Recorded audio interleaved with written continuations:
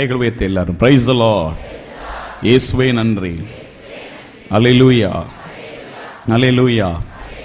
நம்முடைய ஆண்டவராகிய இயேசு கிறிஸ்து வல்லமையுள்ள ஒரு தேவனாய் இருக்கிறார். இது எத்தனை பேர் விசுவசிக்கிறீங்க? அவர் மகா வல்லமையுள்ள தெய்வம், மகா வல்லமையுள்ளவர். அவரால் கூடாத காரியம் ஒன்றுமே கிடையாது. Praise the lord. அல்லேலூயா.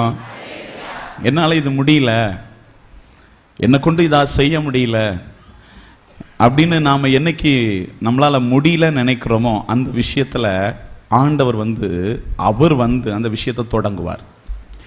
நம்முடைய வாழ்க்கையில் என்னைக்கு ஆண்டவர்கிட்ட போய் ஆண்டவரே என்னால் எனக்கு இது முடியல, என்னை கொண்டு முடியல, இதை என்னால் செய்ய முடியல அப்படின்னு என்னைக்கு நாம் போய் அவர்கிட்ட சரண்டர் ஆகிறோமோ அந்த நிமிஷத்திலிருந்து நம்முடைய வாழ்க்கையில் அவர் தன்னுடைய கிரியைகளை செயல்பட தொடங்குவார், தன்னுடைய கரத்தின் வல்லமையை வெளிப்படுத்துவார். நான் சொல்றது எத்தனை பேருக்கு புரிகிறது?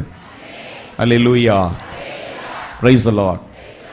நான் அடிக்கடி நாம் தியானித்த ஒரு வேத பகுதியை இந்த தவக்காலத்தினுடைய முதல் ஞாயிற்றுக்கிழமை மீண்டும் தியானிக்க ஆவியானவர் நம்மை தூண்டுகிறார்.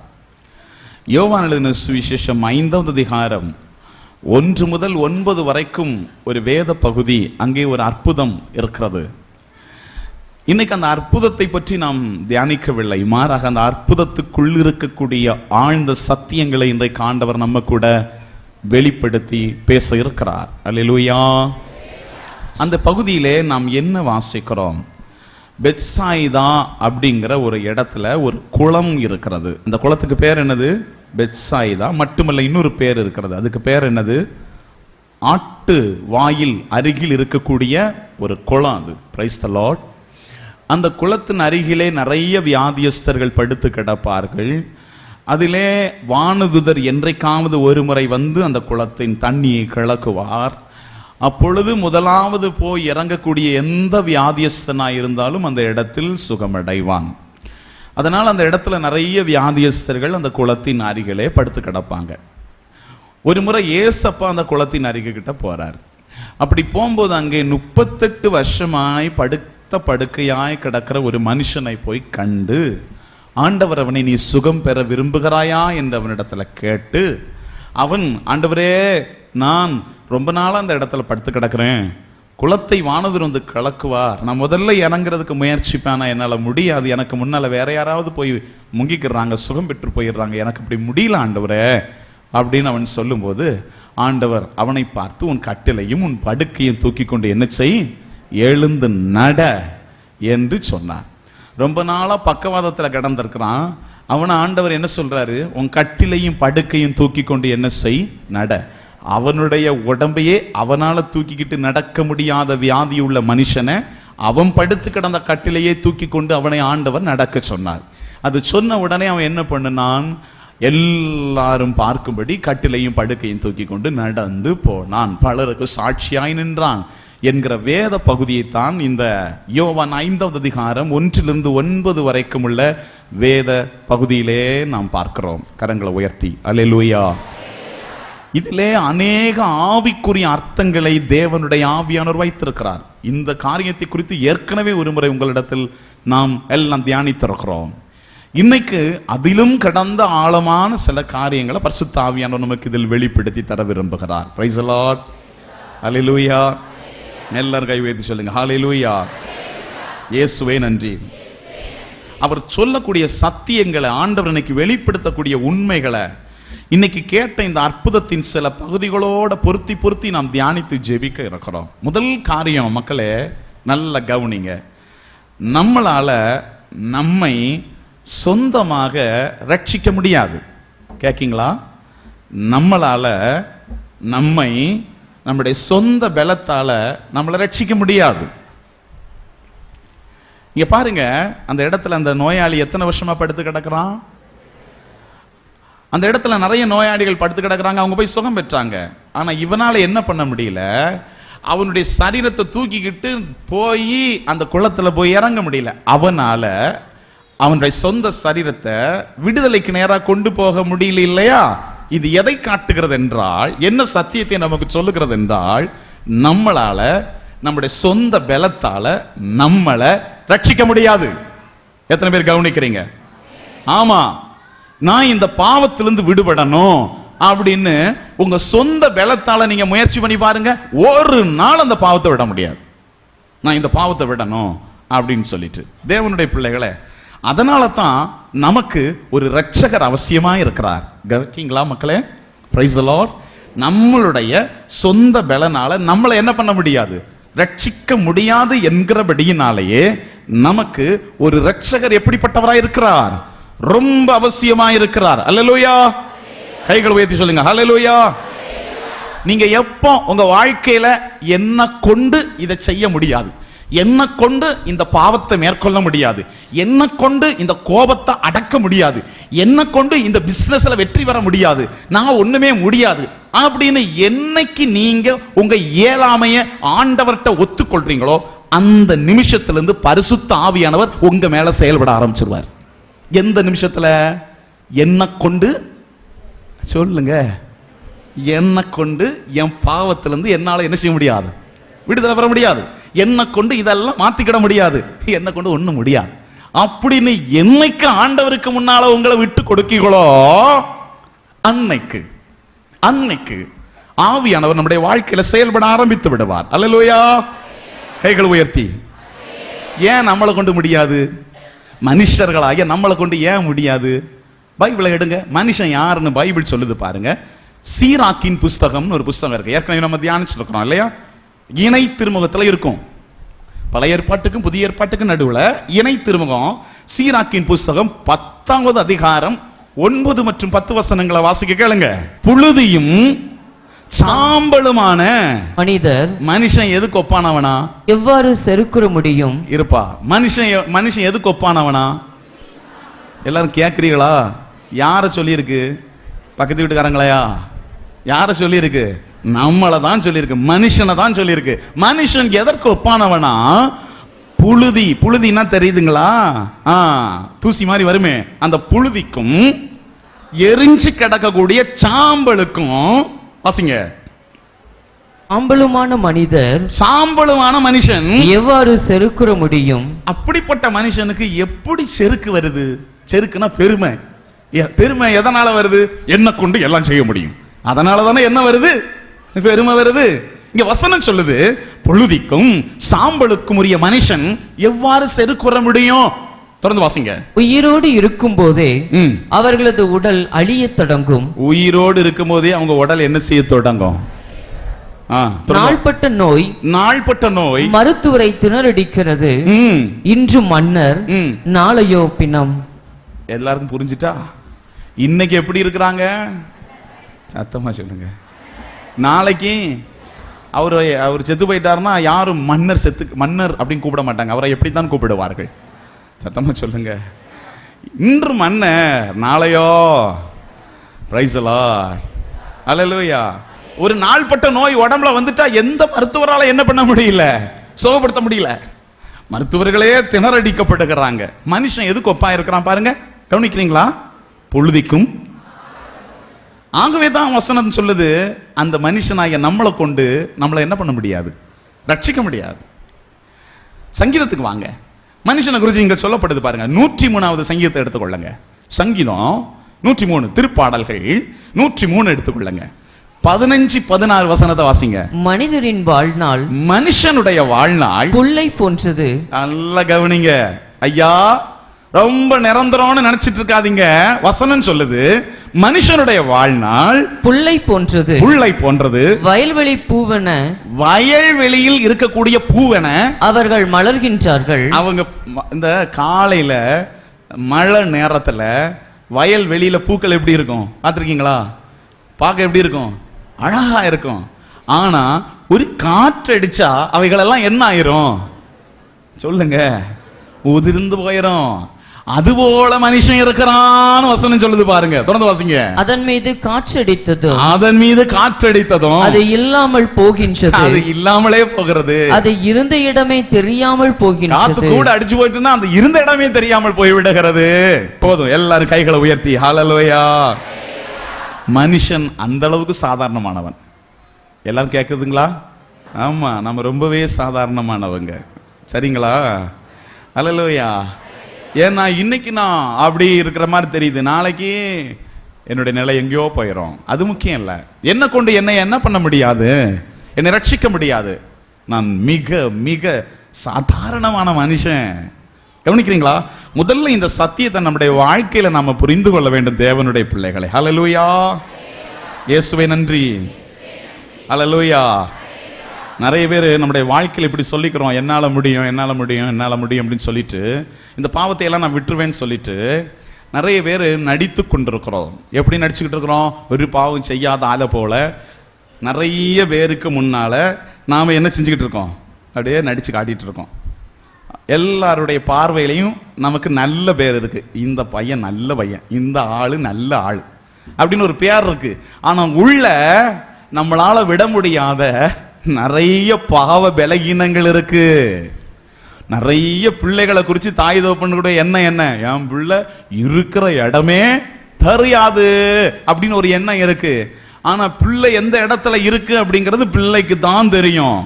அவனை குறித்து தெருவில் எல்லாத்தையும் விசாரித்து பார்த்தா நல்ல பையன், ஊருக்கு ஒரு வேலைன்னா ஓட்டி ஓட்டி செய்வான் தெரியுமா அப்படிலாம் சொல்லுவாங்க. ஆனா அவனுக்குள்ளதான் தெரியும் அவனால விட முடியாத பலகீனம் அவன்கிட்ட இருக்கு. கேட்கீங்களா? எல்லாரும் கை உயர்த்தி அல்லேலூயா. நிறைய பேர், நிறைய சகோதரிகள் சொல்றதை நான் கேட்டிருக்கிறேன். என் கணவர் ரொம்ப நல்ல புருஷன் பிரதர், ஆனா குடிக்க மட்டும்தான் செய்வாரு, குடிச்சிட்டா மட்டும்தான் மோசமான ஆயிடுறாரு, குடிக்காம இருந்தா அவரை போல நல்ல குணம் யாருமே இல்ல அப்படின்னு சொல்றவங்களை கேட்கறது உண்டு. அப்படின்னா அந்த நல்ல ஆளுன்னு சொல்லப்படுகிற ஆளால எதை மேற்கொள்ள முடியல சொல்லுங்க? அவருடைய குடியை மேற்கொள்ள முடியல. சரிதானா? எந்த ஒரு மனுஷனா இருந்தாலும் அந்த மனுஷனால தன்னுடைய பாவத்தை என்ன செய்ய முடியாது, மேற்கொள்ள முடியாது. ஆகவே நம்மளை விடுவிக்கிறதற்கு யார் தேவை? ஒரு பரிசுத்தர் நமக்கு தேவை. கைகளை உயர்த்தி சொல்லுங்களேன், கரங்களை உயர்த்தி எல்லாரும் அல்லேலூயா.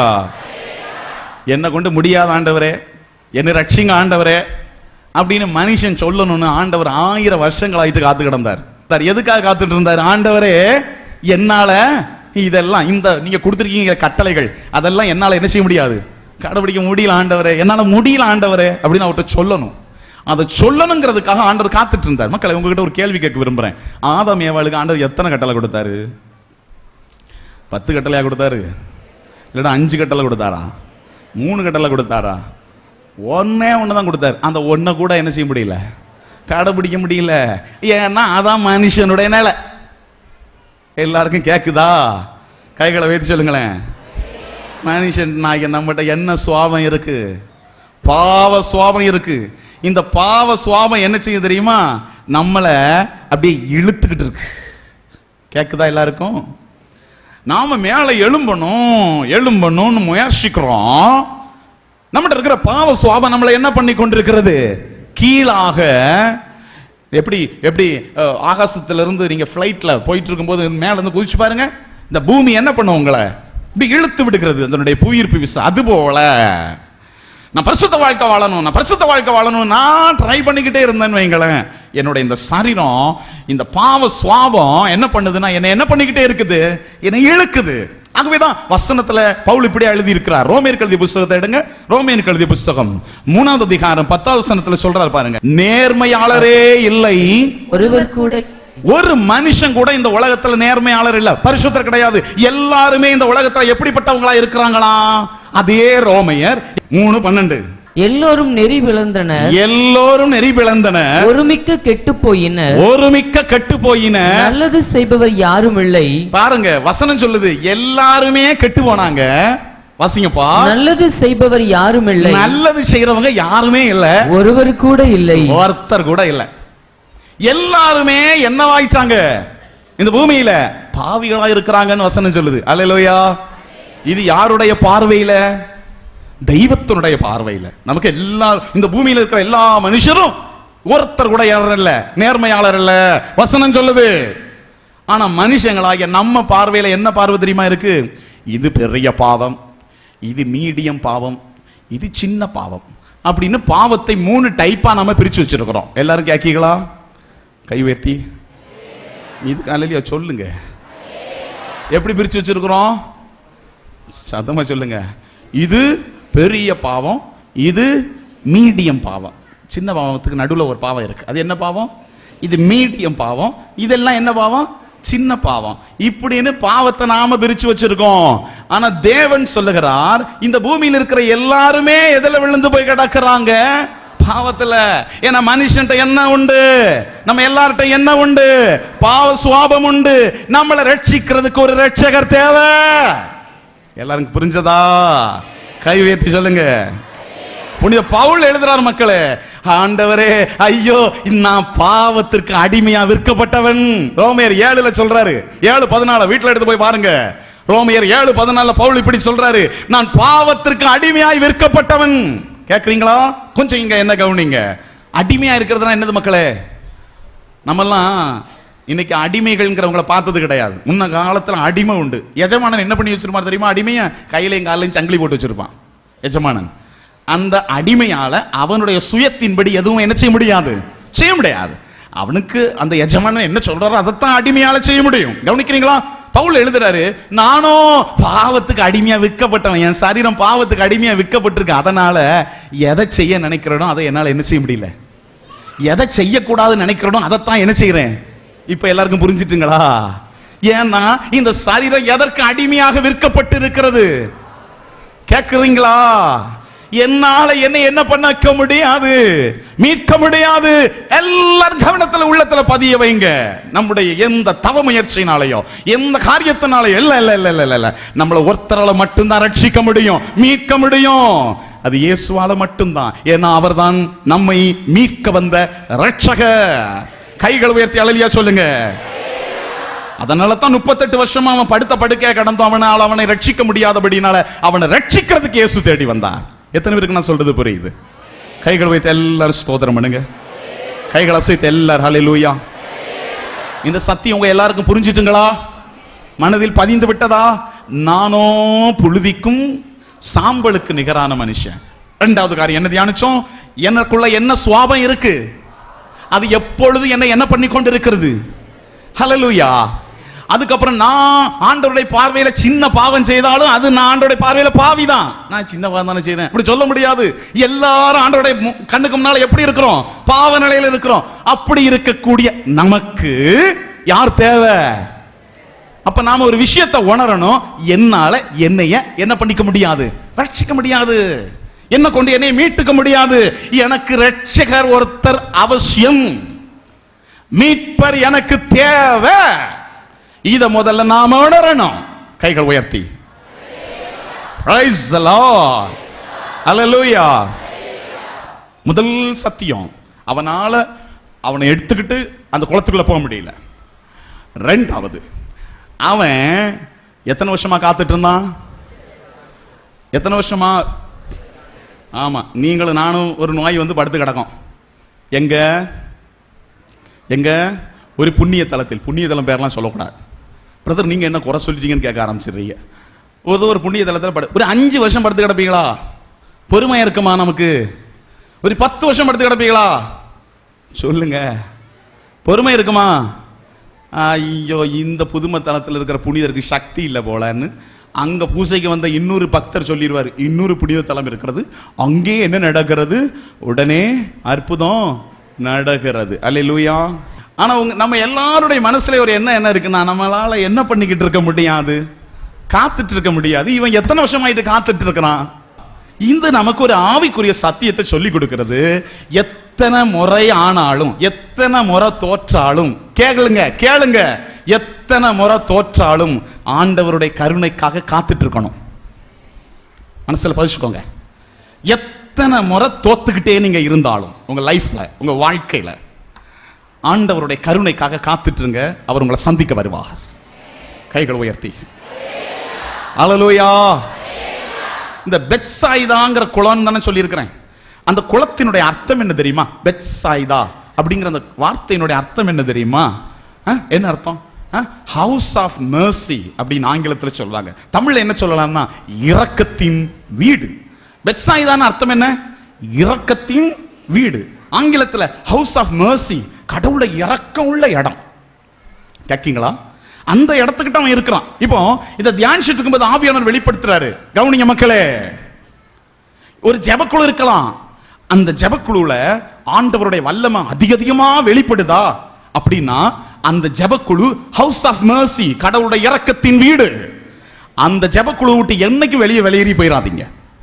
ஒரு ஃபாதர் வழியாகவோ ஒரு ஊழியக்காரன் வழியாகவோ ஆண்டவருடைய வல்லமை வெளிப்படுதுன்னா ஒரு காரியத்தை மனசிலாக்கி கொள்ளுங்க, அந்த ஃபாதரோ அந்த ஊழியக்காரனோ தேவனுடைய இரக்கத்தின் வீடா இருக்கிறான். அவனோடு இருக்கக்கூடிய உறவை துண்டிச்சிடாதீங்க. எத்தனை பேருக்கு நான் சொல்றது புரியுது? அல்லேலூயா. இவனுக்கு நல்லா தெரியும், இந்த 38 வருஷமா படுக்கையில கிடக்கிறவனுக்கு நல்லா தெரியும், அந்த பெத்சாயிதா குளம் கடவுளின் இரக்கத்தின் வீடு. அங்க ஆண்டவருடைய இரக்கம் என்ன செய்யுது? சொரிஞ்சு வந்துகிட்டு இருக்கு. என்னைக்காவது அதுல போய் குளிச்சிடணும் காத்துட்டு இருக்கான். இப்ப கவனிங்க, தேவன் நம்ம அநேக பேருக்கு அவருடைய இரக்கத்தின் வீடு எது என்பதை காண்பித்து கொடுத்திருக்கிறாரா? அந்த வீட்டை விட்டு போயிடாதீங்க. புரிஞ்சவங்க ஒரு அலையிலையா சொல்லுங்க. Price the Lord. சில ஆண்டவருடைய டிவி, ஆண்டவருடைய செய்திகளை கொடுக்கக்கூடிய உங்க புரோகிராம், சில டிவி சேனல் ஆண்டவருடைய சேனல் உங்க இருதயத்தை தொடும் அப்படின்னா அந்த சேனல் ஆண்டவருடைய இரக்கத்தின் வீடு, ஹவுஸ் ஆஃப் மெர்சி. அதை விட்டு நம்முடைய ஐக்கியத்தை எடுத்துடக்கூடாது. இது ஆண்டவரின் இரக்கத்தின் வீடு. அதனால இதை விட்டு நான் எங்கேயும் அப்படி நம்ம பிடிவாதமாய் இருந்ததுனால தானே அன்னைக்கு ஏசப்பா அவனை தேடி வந்தாரு. எத்தனை பேருக்கு காதுல விழுது? ஏசப்பா தேடி வரும்போது அவருக்கு வயசு எத்தனை இருக்கும்? 31 இருக்கலாம், 32 இருக்கலாம், தெரியாது. ஆனா இவன் எத்தனை வருஷமா காத்துட்டு இருக்கான்? அப்ப ஆண்டவர் பிறக்கிறதுக்கு முன்னாலே அவன் நோயில கிடக்கான். யோசிச்சு பாருங்க, எத்தனை ஆண்டுகளா காத்துட்டு கிடக்கான். அவன் ஒரு விஷயத்தை நல்லா வளர்ந்திருந்தான்.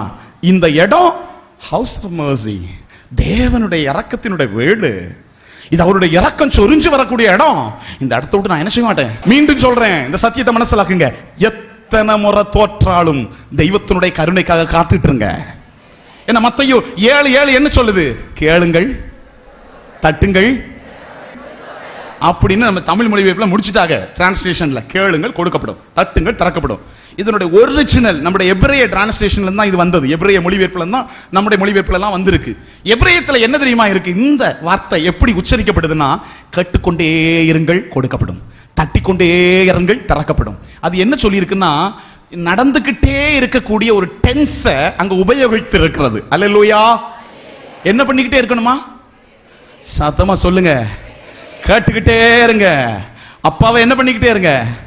தட்டிக்கிட்டே இருங்க என்கிற பதம் எபிரேய மொழியிலே உபயோகிக்கப்பட்டு இருக்கிறது. அல்லேலூயா.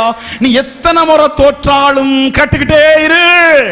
அவருடைய கருணை வரும், அவருடைய கருணை வரும், உன்னை ரட்சிக்கும். விசுவாசிக்கிறீங்களா? எத்தனை பேருக்கு இப்படிப்பட்ட வைராக்கியம் இருக்குது? எனக்கு நல்லா தெரியும், நான் வந்து சேர்ந்திருப்பது தேவனுடைய இரக்கத்தின். எனக்கு இங்கதான் என்ன இறக்கு விடுதலை. எதுல இருந்து? நோயிலிருந்து மட்டுமா? கடன் தொல்லையிலிருந்து மட்டுமா? எல்லாத்துக்கும் மேல என்னுடைய பாவத்திலிருந்து விடுதலை எனக்கு இங்கதான் இருக்கு. இது தேவனுடைய ஹவுஸ் ஆஃப் மெர்சி, அவருடைய இரக்கத்தின் வீடு. கைகளை உயர்த்தி எல்லாரும் தட்டி ஆண்டவருக்கு ஸ்தோத்திரம் பண்ணுங்க. ஹல்லேலூயா. Praise the lord. ஹல்லேலூயா. ஹல்லேலூயா. உண்மையிலே ஆண்டவருடைய இரக்கம் இன்னைக்கு நம்ம மேல சொரிஞ்சிட்டு தான் இருக்கு. கேட்டீங்களா? அவருடைய பெரிய இரக்கம். Price the Lord. கவனிங்க மக்களே, என்ன நடக்குது பாருங்க. அவன் காத்துட்டு இருக்கான். எத்தனையோ தடவை தண்ணி கலங்குச்சு, ஆனாலும் காத்துட்டு இருக்கான். தோற்று போனா காத்துட்டு இருக்கான். நீங்க எத்தனை பேர் உங்க ஜீவிதத்துல ஒரு 3 வருஷமா தோத்துக்கிட்டு இருக்கிறீங்க, 5 வருஷமா தோத்துக்கிட்டு இருக்கிறீங்க? எவ்வளவு முணுமுணுப்பு நம்மகிட்ட இருக்கு. அந்த தோல்விகளால வந்த காயங்கள் நம்மளை அப்படியே அழுத்திட்டு இருக்கு. தேவ பிள்ளையே, ஆண்டவர் நீ உங்களுக்கு சொல்லிக் கொடுக்கிறார். நீ காத்துட்டு, நிச்சயமா தேவனுடைய கருணை உன் ஜீவிதத்தில் வரும். அல்லேலூயா. காத்துட்டு இருந்தபடினால ஆண்டவராகிய இயேசு அவன் அருகில் வந்தாரா? அவன் இயேசுவை பார்த்து இயேசுவே வாங்கப்பா அப்படின்னு கூப்பிட்டானா? கிடையாது.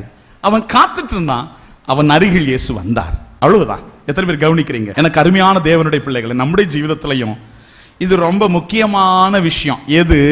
இயேசு நம்ம அருகில் வருவது. நல்ல கவனிங்க, ஒரு நிமிஷத்தை கூட தவற விட்டுறாதீங்க. இயேசு நம்முடைய அருகில் வருவதுதான் நம்முடைய வாழ்க்கையிலேயே மிக முக்கியமான விஷயம். ஒரு ஞாயிற்றுக்கிழமையும் குணமளிக்கும் ஜெபத்துல வந்து அவரை ஆராதிக்கிற சமயம் நாம் இயேசுவின் அருகில் போகிறோம். இயேசு நம்முடைய அருகில் வருகிறார். நீங்க வீட்டுல இருந்து காலையில முழங்கால நின்று கதறி ஜெபிக்கிறீங்களே, அப்ப தேவன் உங்க அருகில் வருகிறார், அவருடைய பிரசன்னம் உங்க அருகில் வருகிறது. இது எத்தனை பேர் உணர்றீங்க? அல்லேலூயா. கேட்கிறீங்களா மக்களே? இயேசு அவன் அருகில் போனார். அருகில போன இயேசு ஒரு காரியத்தை உங்களுக்கு சொல்ல விரும்புறேன்.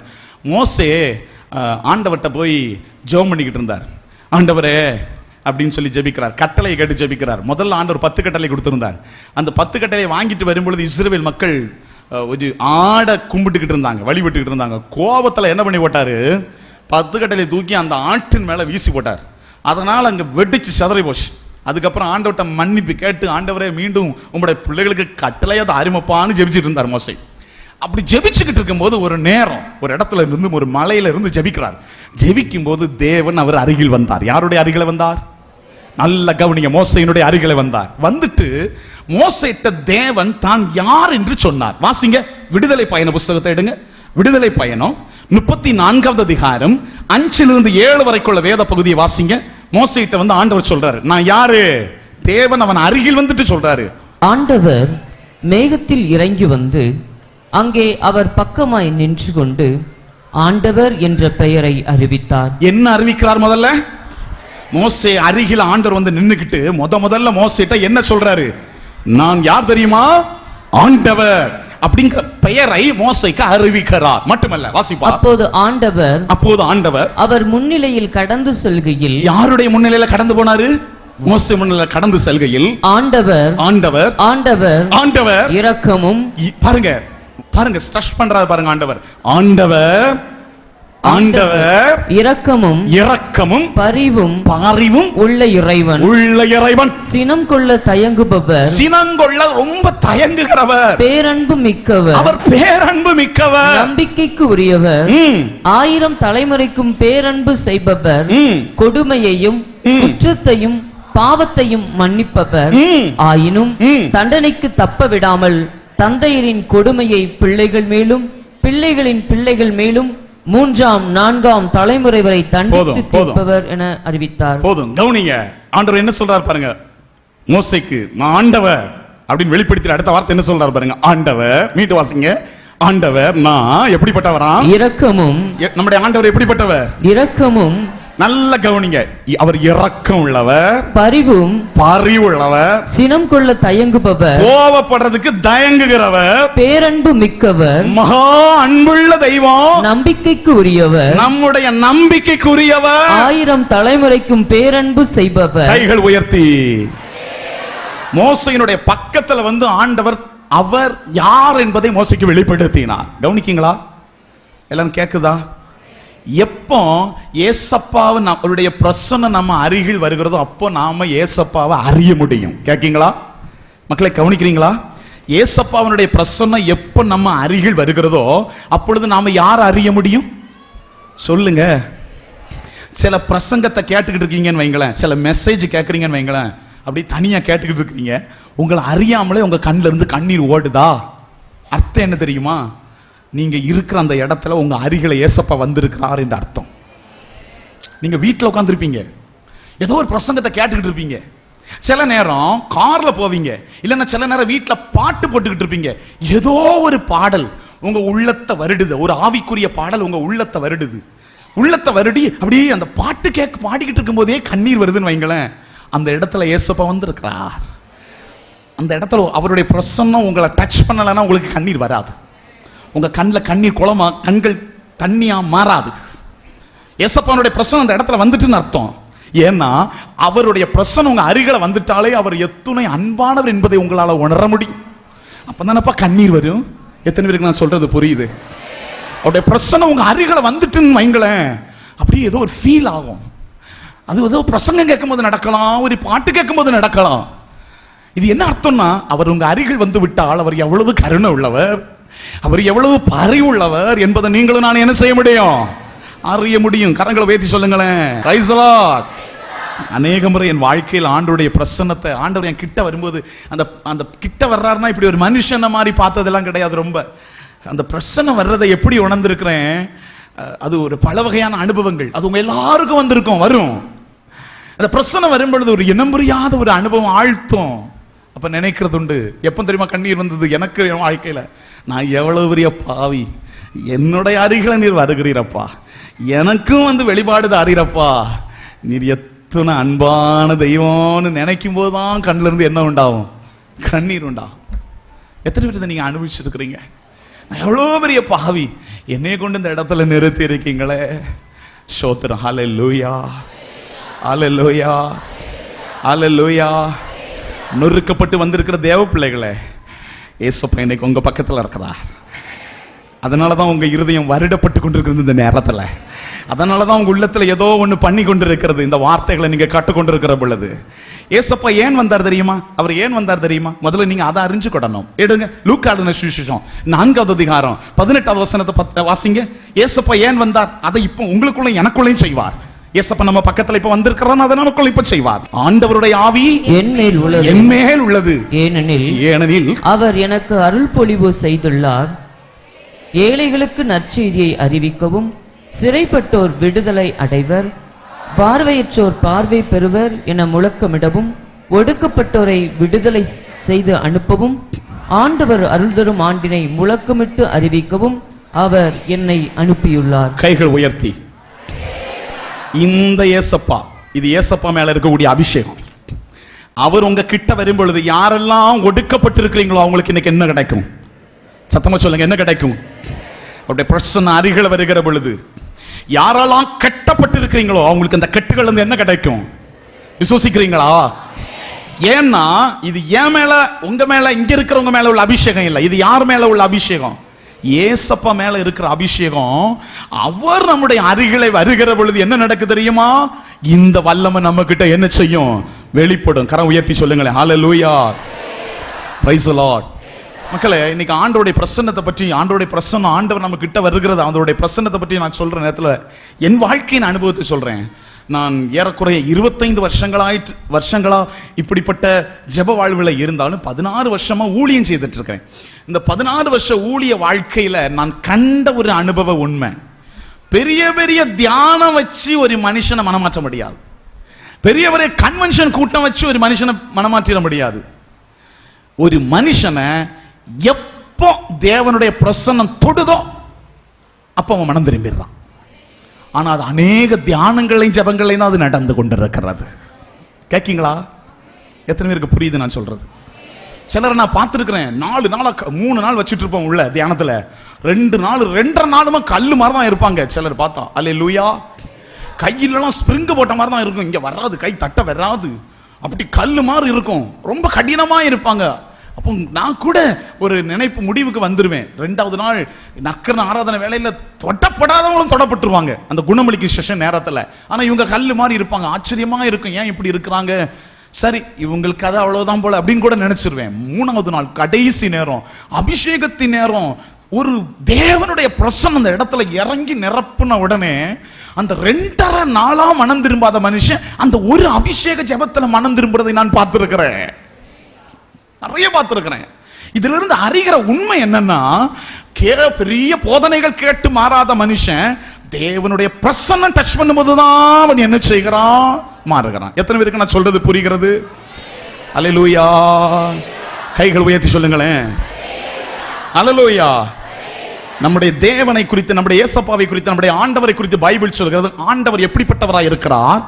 ஆவியாய் இருக்கிறார். சொல்லுங்க எல்லாரும், சத்தமா சொல்லுங்க. தேவன் எப்படிப்பட்டவராய் இருக்கிறார்? ஆவியானவராய் இருக்கிறார். அல்லேலூயா. ஒரு வசனத்தை வாசிங்க. வசனம் சொல்லுது பாருங்க, 2 கொரிந்தியர் 3வது அதிகாரம் 17-18 இத சொல்லுது பாருங்க. தேவன் ஆவியாய் இருக்கிறார். வாசிங்க, 2 கொரிந்தியர் 3வது அதிகாரம் 17-18 வாசிங்க. இங்கே ஆண்டவர் என்பது தூய ஆவியாரை குறிக்கிறது. சரி, ஆண்டவரின் ஆவியார் இருக்கும் இடத்தில் தேவன் ஆவியாய் இருக்கிறார். ஆண்டவருடைய ஆவியானவர் இருக்கிற இடத்துல விடுதலை உண்டு. கைகள் உயர்த்தி எல்லாரும் கை வைத்து சொல்லுங்க, ஹல்லேலூயா. விடுதலை உண்டு. 18வது வசனம். இப்போது நாம் அனைவரும் முக்காடு இல்லாத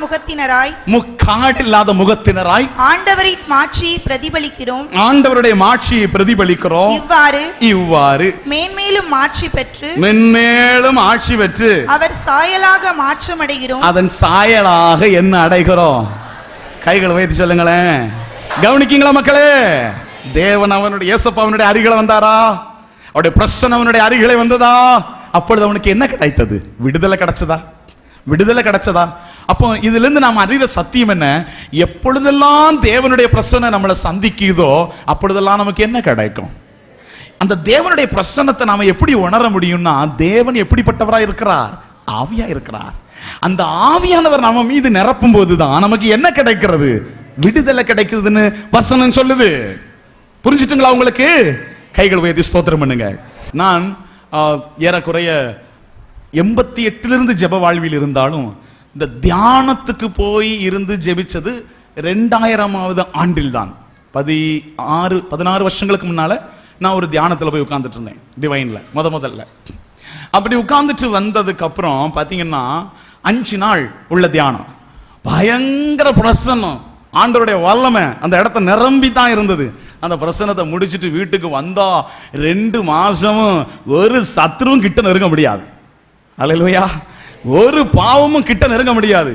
நமக்கே ஒரு சந்தோஷம், நம்ம பாவத்தின் மேலலாம் என்ன பெறுகிறோம்? வெற்றி பெறோயா, வெற்றி பெறோயா, வெற்றி பெறோயான்னு அப்படி இருக்கும். ஒரு 2 மாசம் இந்த கதை நடக்கும்.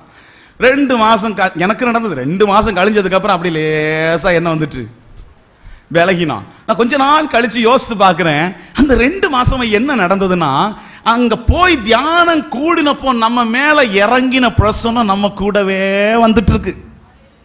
நான் அந்த பிரசன்னத்தை விட்டு தள்ளி போன உடனே என்கிட்ட பாவ பலகீனங்கள் வருகிறது. அதை நான் உணர்றேன். அல்லேலூயா. அப்ப என்ன அறிகிறோம்? தேவனுடைய பிரசன்னம் நம்ம மேல இருக்கும்போது நாம் ஜெயம் பெற்றுக்கொண்டே இருப்போம். எத்தனை பேர் இதை விசுவாசிக்கிறீங்க? அந்த பிரசன்னத்துக்காக எத்தனை பேர் ஏங்குவீங்க? அல்லேலூயா, அல்லேலூயா. ஒவ்வொரு நாளும் காலையில ஜெபிக்க மறக்காதீங்க. அப்பட்ட ஜெபம் பண்ணுங்க. இதனாலதான் காலையில ஜெபிக்க அநேக பேர் தூண்டுறது உண்டுனா, காலையில ஜெபம் பண்ணுங்க. எதுக்காக ஜெபிங்க? உங்களுடைய பிரசன்னத்தால என்ன பண்ணுங்க?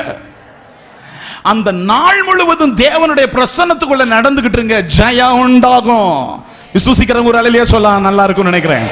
அல்லேலூயா. கைகள் உயர்த்தி எல்லாரும் அல்லேலூயா. இயேசுவே நன்றி. பாருங்க, இயேசப்பாவின் அருகில் வந்தார். அருகில் வந்து தேவனுடைய பிரசன்னம் அருகில் வந்தது. அதனால் நமக்கு என்ன நன்மை? அதை தியானிச்சோம் இல்லையா? பாருங்க, இயேசப்பாவினுடைய அருகில் வந்து கேட்டார், சுகம் பெற என்ன சொன்னாரு? ஆக்சுவலா அவன் அதுக்கு என்ன பதில் சொல்லணும்? என்ன சொல்லணும் பதில்? ஆமா, அப்புறம் என்ன சொல்லணும்? இல்லைன்னு சொல்லணும். ஏதாவது சொல்லணும் இல்லையா? சுகம் பெற விரும்புகிறாயா? எஸ் ஆர் நோ, ஏதாவது இதுல ஒண்ணுதான் சொல்லணும். ஆனா அவன் என்ன சொன்னான்? ஆண்டவரே, இங்கே தண்ணி கலக்கும் போது நான் முதல்ல போய் இறங்க முயற்சிக்கணும், ஒரு மனுஷனும் எனக்கு என்ன செய்ய மாட்டேங்காங்க, உதவ மாட்டேங்காங்க. அதனால போய் என்னால் என்ன செய்ய முடியல. சத்தமா சொல்லுங்க அல்லேலூயா. இதுக்கு பேர் என்னதுன்னா, கேட்கிற கேள்வி ஒண்ணு, கொடுக்கிற பதில் ஒண்ணு. நிறைய முறை நாம இதுல இருந்து அறிகிற சத்தியம் என்னன்னா, நாம அநேக முறை ஆண்டவருக்கு சாக்கு போக்கு சொல்லிக்கிட்டே இருப்போம். என்ன சொல்லுவோம்? சத்தமா சொல்லுங்க. என்ன சாக்கு போக்கு சொல்லுவோம்னா, அது என் மனைவி அப்படி பேசுனதுனால தான் நான் கோபப்பட்டேன். நீ கோபப்பட்டியா அப்படின்னு ஆண்டவர் நம்மகிட்ட கேட்டா நாம சொல்ற சாக்கு போக்கு என்ன தெரியுமா? அவ அப்படி பேசினா ஆண்டவரே, அதனால கோபப்பட்டேன். ஈவன் ஆண்டவர் சொன்னாரு, நீ குணமாக விரும்புகிறாயா இல்லையா? எஸ் லார்ட், நான் குணமாக விரும்புகிறேன். அப்படியே சொன்னா வேற கதையை சொல்றான். ஆண்டவரே, நான் போனேன், என்னை யாரு உடல, மத்தவங்க மேல குறை சொல்றான். இது போல சாக்கு போக்கு நம்மிடத்தில் அநேக பேரிடத்தில் உண்டு. அல்லேலூயா.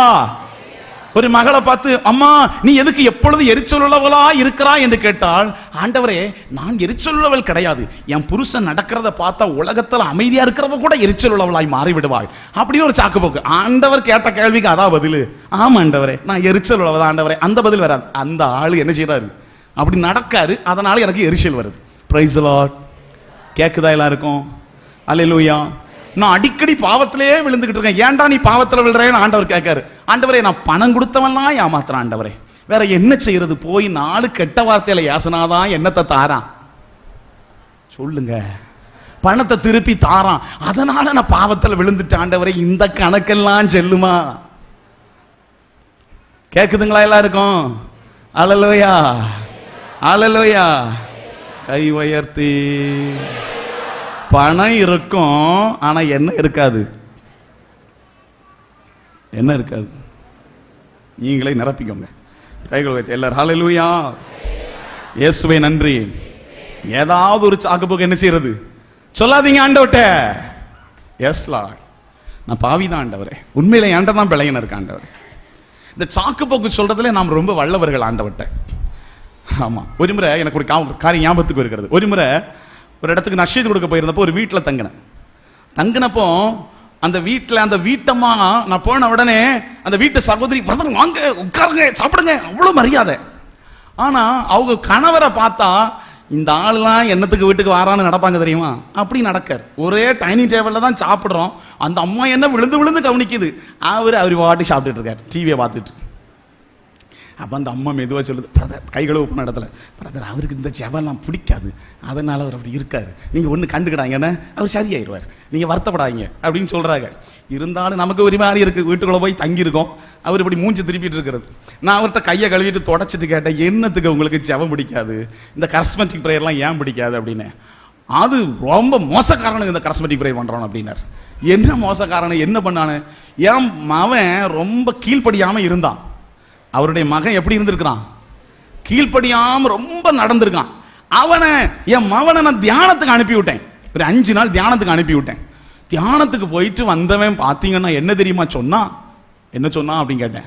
அவன் என்ன சொன்னான்னா, எப்பா ஏம்மா எனக்கு இப்பதான் ஒரு உண்மை தெரிஞ்சது, என் கோபத்துக்கும் என் எரிச்சலுக்கும் காரணம் நீங்க 2 பேரும் தான்.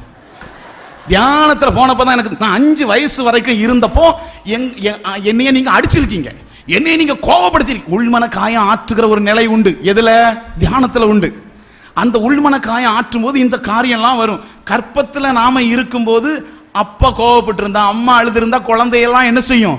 பாதிக்கும். அதெல்லாம் சொல்லுவாங்க. இவன் தியானத்துல 5 நாள் கேட்டதையெல்லாம் விட்டுட்டு எதை எடுத்துக்கிட்டான்? இதை எடுத்துக்கிட்டான். என் அம்மா வயிற்றுல நான் இருக்கும்போது நீங்க என்ன அடிச்சிருக்கீங்க, என்ன கோபத்தில் இருந்தீங்க, அதனால தான் இன்னைக்கு நான் கோபத்தில் இருக்கேன். அப்ப பிரச்சனை எல்லாம் உங்க கிட்ட தான் இருக்கு.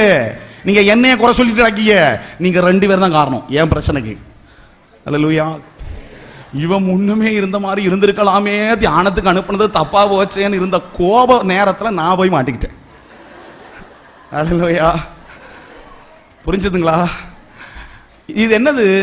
எவ்வளவு அபிஷேகம். அதுக்கப்புறம் அந்த அபிஷேகம் எல்லாத்தையும் விட்டுட்டான். அதெல்லாம் விட்டுட்டு சொல்ல எது அவசியம் இல்லாததோ அதை எடுத்துக்கொண்டு அதை ஒரு சாக்கு போக்காய் சொல்லுகிற ஒரு நிலை. தேவனிடத்துல இப்படி சாக்கு போக்கு சொல்லாதீங்க. அல்லேலூயா. நான் தப்பை செய்யல, தப்பெல்லாம் யார் தான் செய்தா?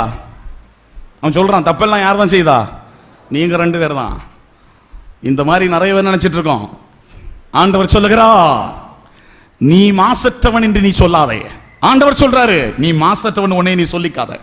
அப்படி நீ சொன்னா உன் மீது நான் தீர்ப்பு கூறுவேன் என்று எரேமியாவின் புத்தகம் 2வது அதிகாரம் 35வது வசனத்தை வாசிங்க. அங்க ஆண்டவர் சொல்றாரு பாருங்க, இவை அனைத்தையும் நீ செய்திருந்தும் நீயோ நான் மாசற்றவன், அவர் சினம் என்னை விட்டு அகன்று விட்டது உறுதி என்கிறாய். பாவம் செய்யவில்லை என்று நீ கூறியதால், ஆண்டவர் சொல்றாரு, பாவம் செய்யவில்லை என்று நீ கூறியதால் நான் உனக்கு தீர்ப்பு வழங்குவேன். ஹல்லேலூயா. ஆண்டவர் யாருக்கு தீர்ப்பு வழங்குவாராம்? என்கிட்ட என்ன இல்லைன்னு சொல்றவன்ட்ட சத்தமா சொல்லுங்க, அவனுக்கு ஆண்டவர் என்ன வழங்குவாராம்? கேக்குதா? நான் மாசற்றவன், நான் என்ன தப்பு பண்ணேன், எனக்கு ஏன் ஆண்டவர் இந்த தண்டனை தாரார் அப்படின்னு சொல்லாதீங்க. வசனம் சொல்லுது, நான் பாவம் செய்யவில்லை என்று கூறியதால் நான் உனக்கு என்ன வழங்கினேன். அவன் சொல்றான், அந்த பைய, நான் ஒரு தப்பு செய்யல, தப்பு செஞ்சதெல்லாம் நீங்க 2 பேர் தான். கேக்கீங்களா எல்லாருக்கும்? ஹல்லேலூயா. மாறாக இந்த வசனத்துக்கு நேர்மாறான இன்னொரு வசனம், அதை வாசித்துருங்க, நல்லது. 1 யோவான் 1வது அதிகாரம் 9வது வசனம். அப்படின்னா நாம என்ன செய்யணும்? பாவம் இல்ல, நான் மாசற்றவன் நீ சொல்லக்கூடாது. அப்படின்னா நாம என்ன செய்யணும்? வாசிங்க. 1 யோவான் 1வது அதிகாரம் 9வது வசனம் என்ன சொல்லுது? மாறாக நம் பாவங்களை நாம் ஒப்புக்கொள்வோம் என்றால், நம்முடைய பாவங்களை நாம் ஒப்புக்கொள்வோம் என்றால் கடவுள் நம்முடைய பாவங்களை மன்னித்து குற்றம் அனைத்திலிருந்தும் நம்மை தூய்மைப்படுத்துவார். கைகள் உயர்த்தி கேட்டவங்க ஒரு ஸ்தோத்திரம் பண்ணுங்க ஆண்டவருக்கு. அல்லேலூயா. ஹalleluya. அப்ப இந்த எரேமியா 2:35 சொல்லப்பட்டபடி நாம சொல்லக்கூடாது, நாம் மாசற்றவன், நாம் பாவி கிடையாது அப்படின்னு நாம என்ன செய்யக்கூடாது, சொல்லக்கூடாது. அப்படின்னு நாம என்ன செய்யணும், என்ன சொல்லணும்? 1 யோவான் 1:9 சொல்லுது, நம் பாவங்களை நாம் ஒப்புக்கொள்வோமானால் கடவுள் நம் பாவங்களை மன்னித்து குற்றம் அனைத்திலிருந்து நம்ம என்ன செய்வா? கரம் உயர்த்தி ஹalleluya. ஹalleluya. சாக்கு போக்கு சொல்லாதீங்க. என்கிட்ட எல்லாம் என்ன தப்பு இருக்குன்னு சொல்லாதீங்க. என்கிட்ட சின்ன பாவி தான், நான் சின்ன சின்ன தப்பு தான் செய்வேன், அதெல்லாம் ஒன்றும் பெருசு கிடையாது சொல்லாதீங்க. சாக்கு போக்கு சொல்லாதீங்க. ஆண்டவர்கிட்ட ஒப்புக்கொள்ளுங்க. ஹalleluya. ஆண்டவர் கேட்கிறாரு, நீ விடுதலை பெற விரும்புகிறாயா? அவன் ஆண்டவரேன்னு சொல்லல, சாக்கு போக்கு சொல்றான் இல்லையா? ஹalleluya. அவன் சாக்கு போக்கு சொன்னாலும் அவன் அருகில் நிற்பது யாரு? ரட்சகர், விடுவிக்க வந்தவர்.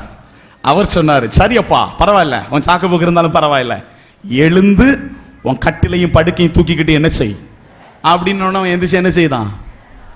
சொல்லுங்க, நடந்தான். அல்லேலூயா, அல்லேலூயா. சொல்லுகிறவர் யாரு? ரட்சகர். அவர் வாயிலிருந்து வந்துச்சா, எந்திரிச்சு நட. அந்த வாயின் வார்த்தையில என்ன இருக்கு? வெறும் வார்த்தையா இருந்தது. அந்த வார்த்தையில என்ன இருக்கு? அவனை எழுந்தரிக்க செய்யக்கூடிய வல்லமை இருக்கு. சரியா? இன்னைக்கு நிறைய போதகர்கள், எனக்கு தெரியல, நான் யாரையும் சுட்டி காட்டல, நிறைய பேர் நாம் போதிக்கிறோம், நிறைய போதனைகள் வருகிறது. அந்த போதனைகள் இன்னைக்கு எப்படி இருக்குன்னா, நானே சொல்றேன் எப்படி இருக்குன்னா, ஒரு முறை பிரைஸ் தி லார்ட், ஒரு பக்கவாத ஒரு ஆளுக்கு வந்துட்டு கால் கையும் ஸ்ட்ரோக் ஆயிடுச்சு. ஸ்ட்ரோக் ஆனவர்கிட்ட பார்க்க போயிருந்த இடத்துல என்னோட வந்திருந்த ஒரு வயது மூத்தவர், என் சின்ன வயசுல நடந்தது, வயது மூத்தவர் அவர்கிட்ட சொன்னாரு, ஐயா காலு கையும் எழுத்து வச்சு இல்லையா, நீங்க என்ன செய்யணும் தெரியுமா? வலது காலை தூக்கி வச்சு முன்னால வைக்கணும், அப்புறம் என்ன செய்யணும்? இடது காலை தூக்கி முன்னால வைக்கணும். இப்படி முயற்சி பண்ணி பார்த்தீங்கன்னா நாம என்ன செய்திடலாம்? நாம என்ன பண்ணிடலாம்? நடந்துடலாம் அப்படின்னு சொன்னார். உடனே அந்த படுக்கையில் கடந்தவர் சொன்னார், ஆமா நடக்கணும்னா வலது காலை தூக்கி வைக்கணும், இடது காலை தூக்கி வைக்கணும், அப்புறம் நடந்துடலான்னு எனக்கும் தெரியும். ஆனால் உங்களுக்கு ஒன்றும் தெரியல, எனக்கு பக்கவாத வியாதி, என்னால் என்ன பண்ண முடியாது, அது முதல்ல உங்களுக்கு தெரியலை. இது போல நிறைய பிரசங்கங்கள், நீ அப்படி நட, நீ இப்படி நட அப்படின்னு போதிக்கப்படுகிறது. ஆனா மனுஷ ஜீவிதத்தை என்ன செய்யல? மாற்றல. கவனிங்க தேவ பிள்ளைகளை, இன்னைக்கு ஆண்டவர் சொல்றாரு, அவர் சொல்லுகிற இந்த வார்த்தையில என்ன இருக்கு? வல்லமை இருக்கு. வல்லமை இருக்கு. காலையில எந்திரிச்சு ஜெபம் பண்ணு சொல்றான்னு இந்த வார்த்தையில என்ன இருக்கு? அவருடைய பிரச்சனை வந்தாதான் உனக்கு பாவத்திலிருந்து விடுதலை கிடைக்கும்னு சொல்லக்கூடிய வார்த்தையில என்ன இருக்கு? வல்லமை இருக்கு. வல்லமையுள்ள ஒரு வார்த்தை வந்தாதான் அந்த வார்த்தைக்கு நம்மளால கீழ்ப்படிய முடியும், இல்லைன்னா நம்மளால கீழ்ப்படிய முடியாது. எத்தனை இருக்கு நான் சொன்னது புரிஞ்சது? இயேசுவினுடைய வாயிலிருந்து வந்த வார்த்தை எப்படிப்பட்ட வார்த்தை? அதனால முடக்குவாதத்தில் படுத்து கிடந்த அவனால அந்த வார்த்தைக்கு என்ன செய்ய முடிந்தது? கீழ்ப்படிய முடிந்தது. தேவனுடைய உயிரளிக்கிற வார்த்தை வரும் பொழுது நாம் விட முடியாத எப்படிப்பட்ட பாவமா இருந்தாலும் அதை விட்டு வெளிவர முடியும். தேவனுடைய வார்த்தை வரும் பொழுது, அவருடைய வல்லமையான வார்த்தை வரும் பொழுது இது நடக்கும். புரியுதுங்களா? கவனிச்சுட்டே இருக்கிறீங்களா? புரிஞ்சிட்டு இருக்கீங்களா? நம்ம எதை நோக்கி பயணப்படுறோம்னு புரியுதுங்களா உங்களுக்கு? Price the Lord. நம்மளை கொண்டு நம்மளை என்ன பண்ணிக்க முடியாது? ரட்சிக்க முடியாது. அதனால நமக்கு யார் தேவை? ஆகவே ரட்சகராய கிறிஸ்து நம்முடைய அருகில் வருகிறார். அவருடைய பிரசன்னம் நமக்கு தேவை. அவருடைய பிரசன்னம் எப்பொழுது வருகிறதோ அப்பொழுது நமக்கு என்ன உண்டு? விடுதலை உண்டு. அல்லேலூயா. அவருடைய பிரசன்னம் வருகிற பொழுது, அவர் நம்ம இடத்துல வருகிற பொழுது நாம அவர்கிட்ட என்ன சொல்லக்கூடாது? சாக்கு போக்கு சொல்லக்கூடாது. அல்லேலூயா. கவனிக்கிறீங்களா? ஆமா. மட்டுமல்ல, அவருடைய வாயிலிருந்து புறப்படுகிற அந்த வார்த்தை இருக்கு பாருங்க, அதுல என்ன இருக்கு? அப்ப இங்க போதிக்கப்படுகிற போதனையில என்ன உண்டு? வல்லமை உண்டு. அது உங்களையும் என்னையும் கீழ்ப்படிய வைக்கும். எப்படிப்பட்ட தளர்வாத வியாதியை போன்ற, பக்கவாத வியாதியை போன்ற பாவம் நம்மளை பிடிச்சு வச்சிருந்தாலும், இதோ இங்கு புறப்படுகிற வார்த்தை உங்களை எழும்பி நடக்க வைக்கும். அந்த பாவத்தின் படுகொலையிலிருந்து உங்களை எழுப்பும். விசுவாசிக்கிற ஒரு ஸ்தோத்திரம் பண்ணுங்க. அல்லேலூயா. இன்னைக்கு ஆண்டவர் ஒரு காரியத்தை செய்ய போறார். என்ன செய்ய போறாருன்னா, தொடக்கத்தில் ஆண்டவர் இந்த பூமியை படைச்சப்போ எப்படி இருந்தது? தொடக்க நூல் 1:1 என்ன சொல்லுது? நான் வாசிக்க வேண்டாம். கவனிங்க, பைபிள் மூடி வச்சுட்டு கவனிங்க. என்ன சொல்லுது? பூமி உருவமற்றிருந்தது, மட்டுமல்ல எப்படி இருந்தது? வெறுமையா இருந்தது. இரண்டாவது வசனம் என்ன சொல்லுதுன்னா, தண்ணீரின் மீது ஆவியானவர் என்ன செய்து கொண்டிருந்தார்? அசைவாடி கொண்டிருந்தார். ஐயா, சகோதரங்களே, சகோதரி, ஏசப்பா ஆண்டவராகிய கடவுள் நேர முதல்லயே வார்த்தையை அனுப்பி எல்லாம் சரியாகட்டும் அப்படின்னு சொன்னா சரியா இருக்கும் இல்லையா? சரியா இருக்கும் இல்லையா? பூமி எல்லாம் சரியாகட்டும்னா சரியா இருக்கும் இல்லையா? உருவம்லாம் வரட்டும் சொன்னா உருவம் வந்திருக்கும் இல்லையா? ஆனா ஆண்டவர் முதல்ல எதை பயன்படுத்தல? வார்த்தையை பயன்படுத்தல. அவர் வார்த்தையை பயன்படுத்துவதற்கு முன்பதாக யாரை அனுப்பி இருந்தார்? பூமியின் மீது உருவமற்றிருந்த இந்த பூமியின் மீது யார் அசைவாடி கொண்டிருந்தார்? ஆவியானவர் அசைவாடி கொண்டிருந்தார். ஆவியானவர் அசைவாடுகிற இடத்துலதான் தேவன் தன்னுடைய வார்த்தையை அனுப்புவார். தேவன் அனுப்புகிற வார்த்தையை செயல்பூர்வமாக்குவது யார்தான்? ஆவியானவர் தான். நான் இப்ப சொல்றேன்ல, இந்த முறையின்படிதான் ஆண்டவர் எப்பொழுதுமே செயல்படுவார். இது அவருடைய நியதி. கேட்கீங்களா? சரி, இப்ப கவனிங்க. இப்ப நாம உருவமற்ற நிலையில இருக்கோம் நிறைய பேர். Price God. பரிசுத்தனா மாறணும், அதுதான் நமக்கு இருக்கக்கூடிய உண்மையான உருவம். ஆனா நம்மகிட்ட அந்த உருவம் இல்லையா? நாம் பாவிகளா இருக்கிறோம். இப்போ ஆவியானவர் நம்ம மேல அவர் அப்படியே அசைவாடி கொண்டே இருக்கிறார். அல்லேலூயா. இன்னைக்கு இந்த ஜெப வேளையில தேவனுடைய வார்த்தை புறப்பட்டு வரும். நீ பரிசுத்தவதியாய் மாறு. ஆண்டவரை என்ன கொண்டு முடியல அப்படின்னு சொல்றீங்கன்னா, இந்த வார்த்தை வருகிற பொழுது, அதன் வல்லமை உங்களையும் என்னையும் தொடும் பொழுது, உங்களாலையும் என்னாலையும் அந்த வார்த்தைக்கு கீழ்ப்படிய முடியக்கூடிய சக்தி கிடைக்கும். எத்தனை பேருக்கு நான் சொல்றது விளங்குது? ஐயா, கேன்சர் வியாதியோட உட்கார்ந்து இருக்கிறீங்களா? மருத்துவர்கள் சொல்லி இருக்கிறாங்க, உனக்குள்ள இப்படியான வைரஸ் இருக்குது, இப்படியான எலும்பு வியாதி இருக்கு, இப்படியான தோல்ல பிரச்சனை உள்ள வியாதி இருக்கு, சுகப்படுத்த முடியலன்னு சொல்லி இருக்காங்களா? இப்போ பரிசுத்த ஆவியானவர் உருவமற்று இருக்கிற உங்க மேலே என் மேலே அவர் அசைவாட விரும்புகிறார். அவர் அசைவாடிட்டு தான் இருக்கார். அல்லேலூயா, அல்லேலூயா. இயேசுவே நன்றி. நிறைய பேர் அது ஒழுங்கற்ற தன்மையில நிறைய பேர் மாறி இருக்கிறோம். உடல் அவ்வளவு வியாதி, ஒழுங்காவே இல்ல, எப்பொழுதும் வியாதி, எப்பொழுதும் கண்ணீர். என்னோட குடும்பம் ஒழுங்கா இல்ல, எப்பொழுதும் கடன் பிரச்சனை, வீட்டுக்குள்ள இருக்க எனக்கு பயமா இருக்கு, அவ்வளவு கடன் பிரச்சனை இருக்கு. கலங்கிக்கிட்டு இருக்கிற மகளே, உங்க மேலையும் என் மேலையும் இன்னைக்கு ஆவியானவர் அசைவாடி கொண்டிருக்கிறார். இப்ப ஆண்டவருடைய வார்த்தை வரும், ஒளி உண்டாகட்டும்னு சொல்லும்போது அந்த இருண்ட நம்முடைய ஜீவிதத்துக்குள்ள ஒளி உண்டாகும். Praise God. ஹல்லேலூயா, ஹல்லேலூயா. ஆண்டவருடைய வார்த்தையை ஆவியானவர் இன்னைக்கு செயல்பூர்வமாக்குவார். நான் சொல்றது எல்லாருக்கும் புரிஞ்சிட்டு இருக்குங்களா? சும்மா ஏதோ கேட்டுக்கிட்டு இருக்காதீங்க. Price the Lord. ஆவியானவர் நம்ம மீது அசைவாடுகிற பொழுது, தேவனுடைய வார்த்தை வரும் பொழுது நம்மளால கீழ்ப்படிய முடியும். சரிங்களா? ஆமா, ஒரு தியானம் செய்ய முடியாத காரியத்தை இன்னைக்கு ஜெபத்தில் ஆண்டவர் செய்து கொண்டிருக்கிறார். இதை நான் விசுவாசிக்கிறேன். கைகளை உயர்த்தி எல்லாரும் கைகளை அசைத்து தேவனுக்கு ஒரு ஸ்தோத்திரம் பண்ணுங்க. எல்லாரும் கைகளை அசைத்து ஹல்லேலூயா, ஹல்லேலூயா. விசுவாசிக்கிறீங்களா தேவனுடைய பிள்ளைகளே? விசுவாசிக்கிறீங்களா? ஹல்லேலூயா. ஜெபம் பண்ணுவோமா? எல்லாரும் முழங்கால் படியிடுங்க. ஸ்தோத்திரம், ஸ்தோத்திரம். ஆண்டவர் சொல்றாரு, யோவான் 15:5 சொல்றாரு, என்னை பிரிந்து உங்களால் எதுவும் செய்ய முடியாது. ஆண்டவர் சொல்றாரு, என்னை பிரிந்து உங்களால் எதுவும் செய்ய முடியாது. இதுக்கு அப்படியே அடுத்த இன்னொரு வசனம் இருக்கு, பிலிப்பியர் 4:13. அது என்ன சொல்லுது? எனக்கு வலுவூட்டுகிறவருடைய துணை கொண்டு எதையும் செய்ய எனக்கு ஆற்றல் உண்டு. யோவான் 15:5 ஆண்டவர் சொல்றாரு, ஏசப்பா சொல்றாங்க, என்னை பிரிந்து உன்னால் எதுவும் செய்ய முடியாது. ஆமா, உண்மையிலே ஆண்டவரை புரிஞ்சு ஒன்றும் செய்ய முடியாது. அந்த சத்தியத்தை இப்ப நாம உணர்ந்துட்டோம் இல்லையா? கர்த்தாவே, நீங்க இல்லாம என்னால என்ன கொண்டு ஒண்ணும் முடியாதப்பா. உங்க பிரச்சனைய அருகில வந்தாதான் எனக்கு விடுதலை ஆண்டவரே. உங்க பிரச்சனைய அருகில வந்து என் மீது நிழலிட்டாதான் இன்னைக்கு உருவமற்று இருக்கிற நான் உரிமை உள்ளவளா மாறுவேன். என் பிசினஸ் அதனுடைய சாயலை இழந்துட்டு ஆண்டவரே. என் குடும்பத்துக்குன்னு ஒரு சாயல் உண்டு, ஒரு அழகு உண்டு. என் குடும்பம் இப்ப அந்த அழகை இழந்து நிற்கப்பா. எல்லாரும் ஒரு நாள் என் குடும்பத்தை பார்த்து உயர்ந்த குடும்பம்னு சொன்னாங்க. இன்னைக்கு நாங்க ரொம்ப கீழான நிலையில நிற்கோம் அப்படின்னு உருவமற்ற நிலையில நீ இருக்கீங்களா ஐயா? உங்க மேலையும் என் மேலும் ஆவியானவர் இப்போ அப்படியே அசைவாடி கொண்டு இருக்கிறார். நன்றி. சிலுவநாதரே, நீருடைய வல்லமை வெளிப்படுத்திக் கொண்டிருப்பதற்காக உமக்கு கோடி ஸ்தோத்திரம். உம்முடைய ஆற்றலை நீர் வெளிப்படுத்திக் கொண்டிருக்கிறேன். உமக்கு கோடி ஸ்தோத்திரம். உங்க கரம், உங்க வல்லமையான கரம் உங்க பிள்ளைகள் மீது தங்குவதாக. எழுந்து நட என்கிற நம்முடைய வார்த்தை உம்முடைய மக்களை பரிசுத்த வாழ்க்கையில எங்களை நடக்க செய்யட்டே.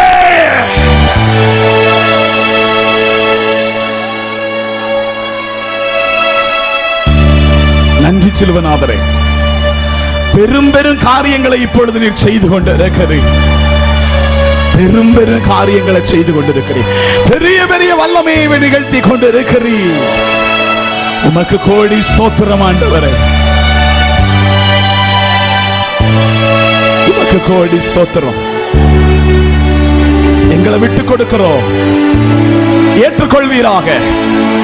இந்த வார்த்தையை கேட்டுக்கொண்டிருக்கிற மக்களை ஆசீர்வதியும் ஆண்டவரே. ஆண்டவரே, இன்னைக்கு கேட்ட இந்த சத்தியங்கள் தன்னை ஒப்புக் கொடுப்பார்களாக, தன் ஜீவிதத்தை ஒப்புக் கொடுப்பார்களாக, உம்முடைய பிரசன்னத்துக்காக ஏங்குவார்களாக. எனக்கு ரட்சகர் தேவை, எனக்கு ரட்சகர் தேவை, என் இயேசு தேவை என்று அறிக்கையிடுகிற ஒவ்வொருவருக்கும் விடுதலையை கட்டளையிடுவீராக. விடுதலை பெற்றுக் கொள்வார்களாக. நீர் அப்படி கொடுப்பதற்காக உமக்கு நன்றி, உமக்கு நன்றி.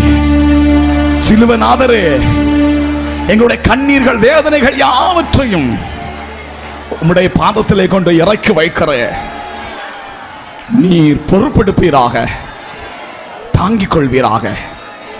இயேசு கிறிஸ்துவின் மூலம் ஜெபிக்கிறோம் நல்ல பிதாவே. ஆமென். ஆமென். ஆமென். ஆமென்.